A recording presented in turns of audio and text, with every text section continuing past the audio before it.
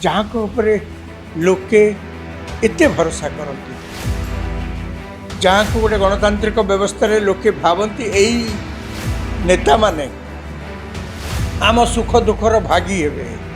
यही नेता माने आम एत असुविधा पड़ू आमको आहा बोलिक कही साहाय्य करेंगे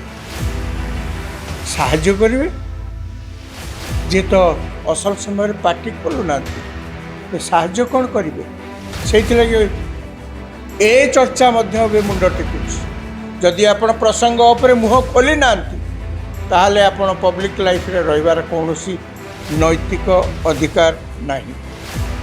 चामेली निर्यातना मामला रे आज आउ जणे गिरफ होइचंती।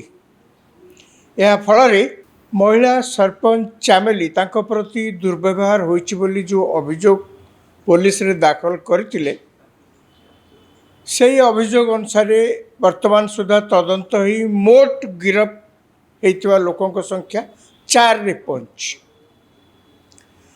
चामेली होचंती महाकाड़पाड़ा अंचलर तिखरी पंचायत रो सरपंच चामेली ओझा। से किछि दिन हेलाणी ओडिशा रे चारिआडे चर्चार केन्द्रबिंदु पलटिचंती एइथिपाई जे तांको पंचायत रो डेवलपमेंट काम बाबद रे से बीडीओ को ऑफिस को जाई तांको सहित तले आलोचना करिया को जाइतिले सही समय रे कौनसी ना कौनसी कारण रू तांको ऑफिस रे बीडीओ को ऑफिस रे जो उच्चवाच होइतिला उभयଙ୍କ ମଧ୍ୟରେ ସେହି ସମ୍ପର୍କରେ ଚାମେଲି ଓଝା ପୋଲିସରେ ଏଫଆଇଆର ଦେଇଥିଲେ। ପୋଲିସରେ जो एफआईआर ଦେଇଥିଲେ ତାର ପୂର୍ବ ଘଟଣା ହେଉଛି ଯେ ପ୍ରଥମ କଥା ଚାମେଲି ଓଝା ଡେଭଲପମେଣ୍ଟ ଫଣ୍ଡ ବାବଦରେ ସରକାରୀ ଅଫିସକୁ ଯାଇ ବିଡିଓଙ୍କ ସହିତ ଆଲୋଚନା କରୁଥିଲେ। ତାଙ୍କ ପଞ୍ଚାୟତର ଯେଉଁ ଡେଭଲପମେଣ୍ଟ କାମ ସେ କାମ जहाँ सांक्शन टंका कहीं अटकी कौन हो मोटामोटी डेवलपमेंट फंड बाबद आलोचना करने को जाइए। यही समय बीडीओ निर्देश रे पुलिस सेठारे पहुँची थे अभियोग अनुजाई एवं चामेली को गिरफ करते। चामेली को लेकिन कोर्ट रे प्रोड्यूस करागला एवं चामेली को बीडीओ ऑफिस रु पुलिस स्टेशन को निगला। से जहाँ अभियोग जहाँ चारिआडे आलोचना होची चर्चा होची से अनुसार पुलिस 3 जन महिला पुलिस तांकू पिटी थिले एवं पुलिस ऑफिसर अश्राव्य भाषा रे गाली देइथिले एवं तापर तांकू कोर्ट रे हाजर करागला एवं तांकू जुडिशियल कस्टडी नियागला। परे तांकर देह खराब थिवार तांकू हॉस्पिटल अणागला। ये आलोचना एबे सुधा ओडिशा रे थमिबार ना नौ नाही। तार मूल कारण है जड़े निर्वाचित सरपंच एवं जड़े सरकारी कर्मचारी उभय मध्य कौ विषय उच्चवाच होता जे डेवलपमेंट फंड ओडिशा रे सरकार का राजकोषर विभिन्न डेवलपमेंट बाबद रे जहाँ जहाँ टंका सब मंजूर करा जाए प्रोजेक्ट अनुसार विभिन्न पंचायत रे से सब प्रोजेक्ट सब कार्यकारी हुए एवं सरकार का टंका को सरपंच हूँ बीडीओ हूँ से मैंने सब तदारख करती। तदारख कलापर से टंका रिलीज हुए इत्यादि सी गोटे लंबा ऑफिशियल पाराफर्नालिया अच्छी ता विषय ये आलोचना कर किसी कारण ना कथा हूँ कौन कि ये जो तमाम घटना से घटला ये किसी कम कथा नुहे। डेवलपमेंट फंड सरपंच जाए बीडीओ को पचारुंट पुलिस गिरफ करुच्ची निर्वाचित महिला सरपंच को अश्राव्य भाषा गाली गुलज करुच्ची। 3 जन पुलिस कांस्टेबल तांकू पिटुछंती तापर से कोर्ट को चालाण होउछंती। कोर्ट तांकू जुडिशियल कस्टडी रे पठा जाउची से आ भितर बेल ले आसिलेनी एवं चामेली ओझा सरपंच जो एफआईआर देइथिले 4 जन गिरफ होइछंती वर्तमान सुधा किंतु से समुदाय 7 जन लोकंकर ना देइथिले सेही 7 जन केवल तांकर कहवा अनुसार सरकारी दल अर्थात बीजेपी दलर से माने होचंती लोकल नेता। या बाद से अभियोग पत्र रे बीडीओ को मध्य पक्षभुक्त कराइतला थानार जे ओआईसी तांकु मध्य पक्षभुक्त कराइतला ए समस्त को पक्षभुक्त करा जाइथिले भी तांकर अभियोग ए पर्यंत से विरुद्ध में कौन से कार्यानुष्ठान ग्रहण करा जाई नाही। किंतु गोटे कथा मन को आसुची आम नेता माने कहीं चुप ए घटना रे जड़े निर्वाचित महिला सरपंच ब्लॉक ऑफिस रे जाइए परिस्थितिर सम्मुखीन होउचंती। ओडिशा रे एते नेता पुणी केन्द्रापड़ा रे नेतांकर अभाव नाही कहीं से माने चुप से माने पुणी को माने चुप जो मानकु समस्ते सबु बेले आशा करथांती विभिन्न सामाजिक प्रसंग रे साधारण लोकों सहित जड़ित विभिन्न प्रसंग रे से माने मुह खोलिबे। ये तो राजनीतिर नियम ये तो नेता मानकर काम एथरे किसी किए क्या दया करिवार कथा नहीं।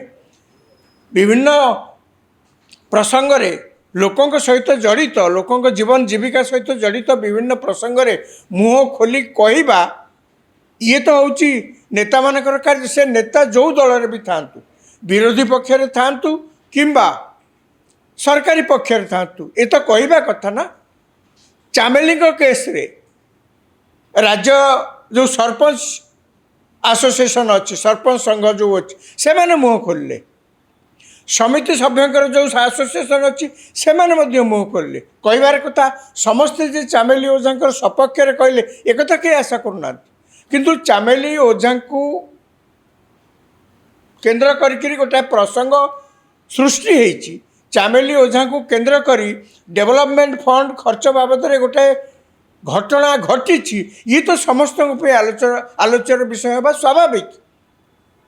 सरपंच माने से लगी मुँह खोली बाहर पंचायत समिति मेंबर माने से लगी मुँह खोली बाहर किंतु आपन देखंतु से अंचल जिते बड़ बड़ नेता अच्छा मु प्रथम आरंभ करी एवं आप जानी निकटरे ओडिशा नागरिक मंच बोलिक गोटे अनुष्ठान गढ़ाला खूब कम यही अल्प किछ मास तलर घटना एवं यही नागरिक मंच रे जो माने सबू नेता तार सब अच्छा प्रमुख व्यक्ति से मध्य किए सब अच्छा विजय महापात्र दिलीप राय प्रभात विश्वाल प्रभात त्रिपाठी अमर शतपथी सौम्य रंजन पट्टनायक एमानंकु सारा ओडिशा सबु बेले अपेक्षा रखे कहीं एमानंकु साधारणतः आग धाड़ीर नेता बोलिकी गणा जाए। काहारी पार्टी दिने पदे कथा तो ए बाबद शुणा जाइनी। विजय महापात्र सी होउचंती सेठिका लोक पाटकुरा तांकर निर्वाचन मंडली जो पाटकुरा बर्तमान तांको पुओ अरविंद महापात्र विधायक अच्छा। विजय महापात्र पाटकुरा एवं महाकालपड़ा कन्स्टिट्युएंसी ये कहया को गले एकड़ घरे छुंक हेले सेकड़ घर को बासे माने एते पाख तांकर पंचायत आंक आड़े आंक अंचल तांक आड़े एमती कहया गले महाकालपड़ा एवं पाटकुरा ये लागिची पूरा केबे तो दिने किछ कहलेनी ना कहवा ये प्रसंग कहबार योग्य नुहे। ये प्रसंग विषय साधारण मत रखा ये कौन ये प्रसंग कौन से गुरुत्वपूर्ण नुहे। ताल तो कई कौटी सरकारी ऑफिस की जाई किसी निर्वाचित प्रतिनिधि पचारि पारे काली सकाଳେ आउ जदि किए जाइए सरकारी ऑफिस रे किसी कहे ताले से तो कहे आपण को ये आसवा दरकार नहीं से दुर्व्यवहार करें धरी नि जाऊ चामेली ओझा जो कथा कहते जे कहीं आम पंचायत को डेवलपमेंट फंड एपर्यंत रिलीज करा हो नाही टंका कहीं दि जाऊ नाही से तो सैया पचार जाते धरी नि जाऊ टंका दिखाई मिछरे से कहते सी से गोटे नाटक करने आसुँच सेठिकार जे वर्तमान एमएलए अच्छा से कहीं किसी कहलेनी वर्तमान जे विधायक से अच्छा सी चारिआडू जो चाप पड़ा सी कहले जे मोर सान भौणी सी अन्य मानकर कुचक्रांत बसीभूत हो यही प्रकार काम कर ठीक अच्छे आपण कहवा अनुसार जदि से चक्रांतर शिकार होकरी बा अन्य बुद्धि पड़ी पर बुद्धि पड़ी यही भाव में गोटे नाटक करिसेंती ଭଲ କଥା। ଆପଣଙ୍କ ଇନଫର୍ମେସନ୍ ଯାହା ଅଛି ସେ କଥା କେହି ତ ମନା କରୁନାହାନ୍ତି, କିନ୍ତୁ ଆପଣ ତାକୁ ନିର୍ଦ୍ଦିଷ୍ଟ ଭାବରେ କଥା କହିବା ଠିକ୍ ଥିଲା କି ନାହିଁ, ଆବଶ୍ୟକ ଥିଲା କି ନାହିଁ, କ'ଣ ଅସୁବିଧା ସେଠି ହେଇଛି, କ'ଣ ସେଠି ସୁବିଧା କରାଯାଇପାରିବ, ଇଏ କେମିତି ମିଛ କହୁଛନ୍ତି, ଅନ୍ୟର ପ୍ରରୋଚନାରେ କିଭଳି ଭାବରେ ଏହି ପ୍ରକାର ନାଟକ ରଚନା କରି ସେଠି ଜନମାନସକୁ ଖାଲି ବିଭ୍ରାନ୍ତ କରୁଛନ୍ତି, ଏକଥା ସ୍ପଷ୍ଟ ଭାବରେ କହିବାରେ କ'ଣ ଅସୁବିଧା ଥିଲା? କାହିଁ କହିଲେନି? ନା କହିବା କଥା ନୁହେଁ? ଆପଣ ପରା ସେଠିକାର ବିଧାୟକ ଅଛନ୍ତି, କାହିଁ କିଛି କହିଲେନି? ବିଜୟ ମହାପାତ୍ରଙ୍କ ପୁଅ ପାଟକୁରାରେ ଯିଏ ଅଛନ୍ତି ସେ ବି କିଛି କହିବା କଥା ନୁହେଁ, କାହିଁ କିଛି କହିଲେନି? ଆଜ୍ଞା କେନ୍ଦ୍ରାପଡ଼ାରେ ଯାହା ମୁଁ କହୁଥିଲି ନେତା ମାଳମାଳ, ବୈଜୟନ୍ତ ପଣ୍ଡା ସେଠିକାର MP, ଏତେ ବଡ଼ ଘଟଣା ହେଲା, ଜଣେ ସରପଞ୍ଚ, ମହିଳା ସରପଞ୍ଚ ଏଇଭଳି ଭାବରେ ଅପଦସ୍ଥ ସରକାରୀ ଅଫିସରଙ୍କ ଦ୍ୱାରା ସେ ହେଲେ, ଆପଣ କିଛି କହିବେନି? କାହିଁ କହିବେନି? କେବଳ ସେତିକି ନୁହେଁ, ଏବେ ଏବେ ନୂଆକିରି ଗୋଟେ ରାଜନୈତିକ ଦଳ ହେଇଛି, ଓଡ଼ିଶା ଜନତା କଂଗ୍ରେସ, ମହମ୍ମଦ ମୋକିମଙ୍କର, ତାଙ୍କ ଝିଅ ସୁଫିଆ ଯାଇଥିଲେ କେନ୍ଦ୍ରାପଡ଼ା ବୁଲିକିରି ଆସିଥିଲେ ଏବଂ ସେ ମଧ୍ୟ ଚାମିଲୀକୁ ଭେଟିଥିଲେ, ଠିକ୍ ଅଛି, କିନ୍ତୁ ମହମ୍ମଦ ମୋକିମ ଗୋଟେ ରାଜନୀତି ପରା।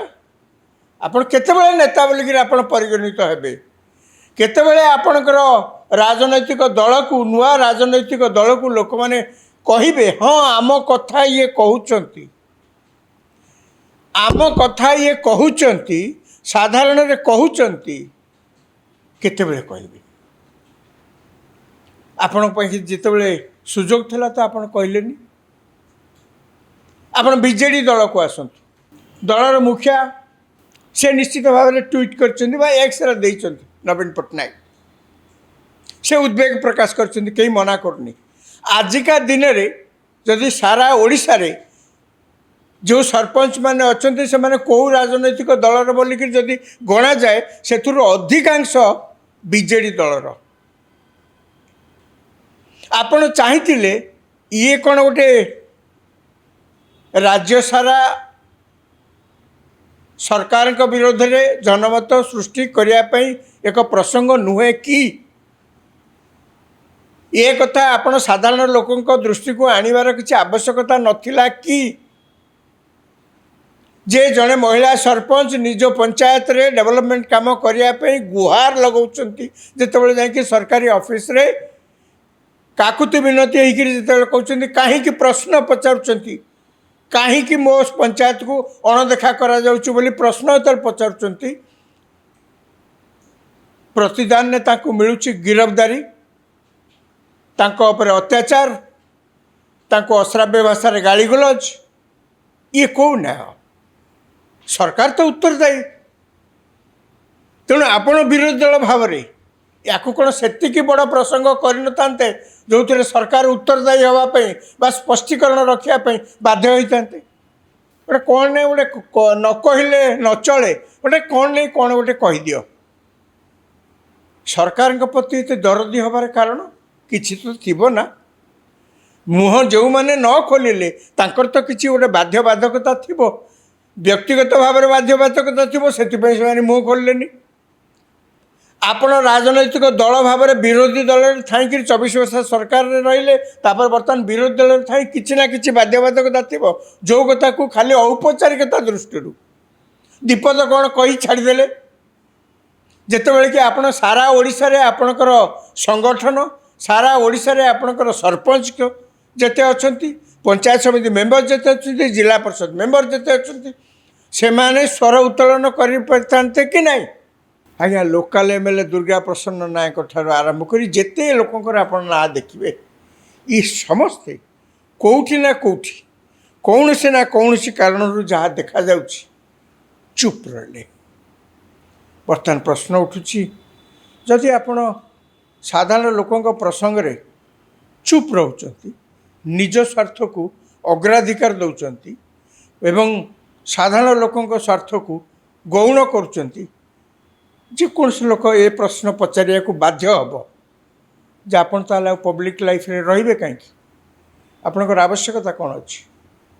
ନିଶ୍ଚିତ ଭାବରେ ଯେକୌଣସି ଲୋକ ଏ ପ୍ରଶ୍ନ ପଚାରିବାକୁ ବାଧ୍ୟ ହେବ ये गोटे न्याचुराल प्रश्न तापर को आसब जे जदि आपण विभिन्न समय लोक मानकर समस्या को प्रसंग करी कई कहूना जे आपण मुह खोलिक सब सरकार को गाड़ी दिंतु बोलिक ना जदि चामेली किसी भूल अच्छी ताकू भी कहतु ना साधारण लोके सब कथा जाना उचित। दुर्गा प्रसन्न नायक मुझे से कहली जे से मध्य खाली मो सान भौणी बोलिक कहीकि कहीं रहीगले से गले सान भौणी की देखा करने से स्पष्ट भाव में सांबादिक मानक से पारे कि भाव में षड्यंत्र आउ जन नेता रहीगले अतनु सब्यसाची से महाकालपड़ा तांकर निर्वाचन मंडली से तो सही निर्वाचन मंडल निर्वाचित हो मंत्री होते एड़े बड़ नेता तांको बाबद पुणी कहुच्छे से कौन लुचिकी कड़े जाते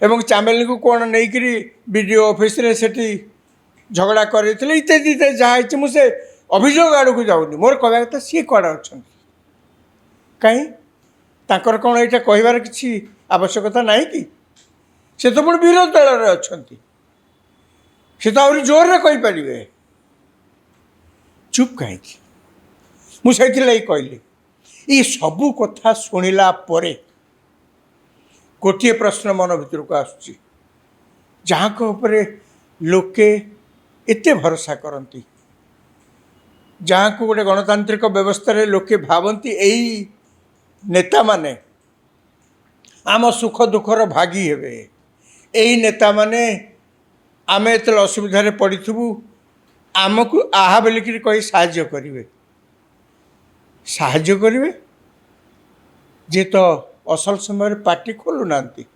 साहाय्य कौन करेंगे से ए चर्चा मध्य मुंड टेकुची जदि आपण प्रसंग उपरे मुह खोली ना ताहले आपण पब्लिक लाइफ रे रहिबार कौनसी नैतिक अधिकार नहीं। दर्शक बंधु जहाँ देखिलु जहाँ शुणिलु आपण को कहलु विचार आपणकर